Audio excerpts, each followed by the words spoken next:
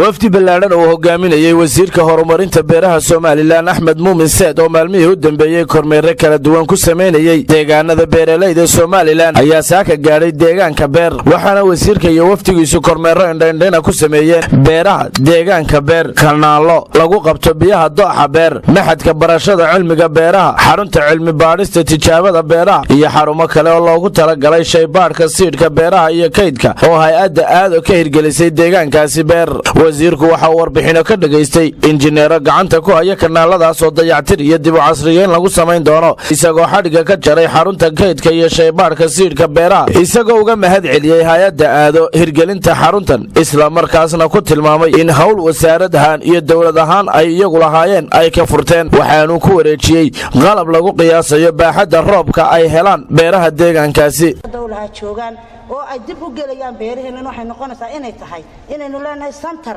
deewa waxaan kugu wiri kaydka inoo yaalo furteen muxuu ahaay kaydka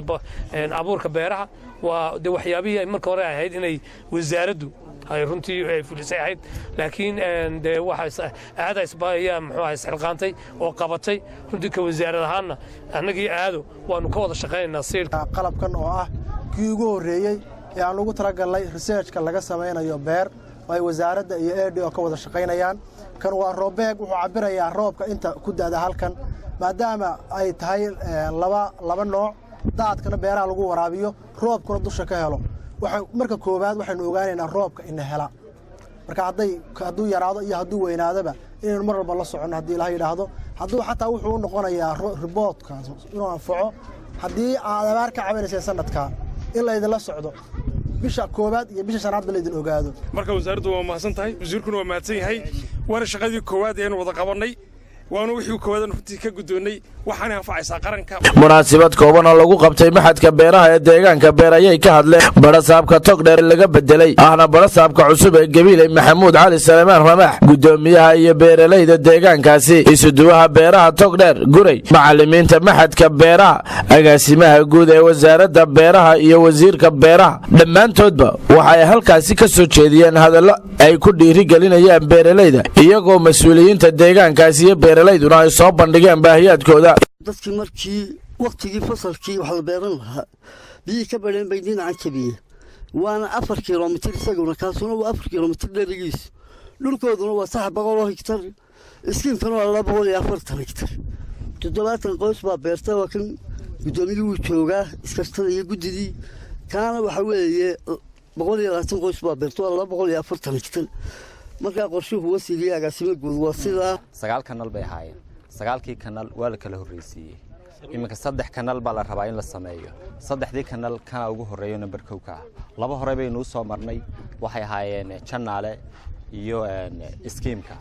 skiimka waa la dhooba qaadaya channel designka laga bedelay afkii hore loo banaynayaa afku hagaagsan kan iminka macquul ayaa loo sameeyaa kan waa maaxato waa 3 kilomitir albaaba loo sameeyaa designki ku haboon waliba dadka tuuleen deegaankan degan beer qaab loo heshiiyay qaabkii laga heshiiyay sidii si waafaqsan baa naqshadiina loo soo sameeyay iyagana waa la horkeeni doonaa cilmi baarista ee gobolka togdheer ee ay muxuu ahaay aado ay gacanta ku haysay halkan waxa ka jira oo ka xiran 4 hektar oo dhul ah waxa ka samaysan dhaam biyaha roobka lagu qabto waxa ka dhisan 3 greenhouse oo loogu talagalay khudraddu inay ka baxdo ku jirto qorshaha wasiir in halkuna ay noqoto meel supplementary u noqoto researchka dry line-ka ah ee ka jira abuurin lagaga tagay ma jirto in aynu xoogeena tabano aan isku tashano xoogeena iyo aan ku tashano iyo xoolaha aynu leenahay dawladeennuna wayna barbar taagan tahay maarmaan aynu beeraha beerano oo aynu bariiska iska dayno oo iska dayno muxuu ahaa mataqaana wax dibadda inooga imanaya waxa kale oo horaan dhalinyarada inaynu ku dhiirigelino inay sida wax loo beerto aynu barno beer xukuumadda iyo iskaashatada waan isku tagaynaa meel walba waxaanu ka calaamadeynaa meel ay dawladdu ay u beerayso dadkeega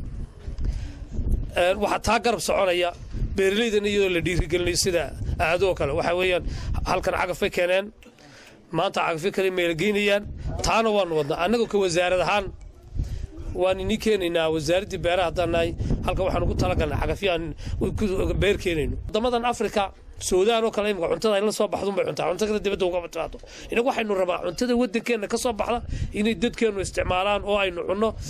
dabeedna sanadkan ama labada sano imka ugu horeysa hadii la gaarsiiyo wixii aynu cunnayd baa la soo baxaynaa aad ogtiin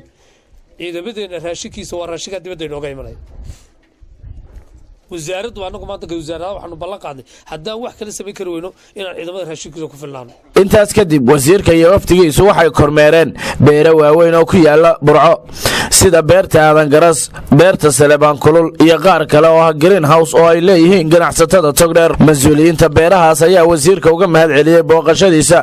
iyagoo soo bandhigay baahiyaadkooda iyo duruufaha ku xeeran sidoo kalena ku dhiirigeliyay bulshada wax soo saarka waxayna wasiirka iyo waftigiisu ku bogaadiyeen beeralaydaas tacabka ay soo bandhigeen mashruucan aynu joognaa Salebaan Kulul ee la yaalna foora wasiir mashruucan waxa la yahay wasiir alna foora la ilaa waxa weeye dadka gobolka wax ka qabtay uu kamid yahay ama hormuudkoodu iyo marka runta laga hadlayo cidii iga maqlaysa TV-ga iyo cidii joogtada aan baahiyaadkii gobolka ka jiray inay runtii ka hortagto abaarihii iyo waxyaabihii oo dhan waxay qayb ka ahayd inay badbaadiso dadka mudan wasiir ceelal biyood ku yaala afar ceel biyood ku yaala talooyin fara badan wax weeye waan u baahanahay iyo wax badan baan u baahanahay in loo sheego waxaanu doonaynaa in beeraha dadka runtii ka caawisaan way agabkii beeraha iyo tareerinkeedii iyo aqoonteedii dadku ma leh Mustafa Cismaan magaalo warbaahinta qaranka Soomaaliland magaalada Burco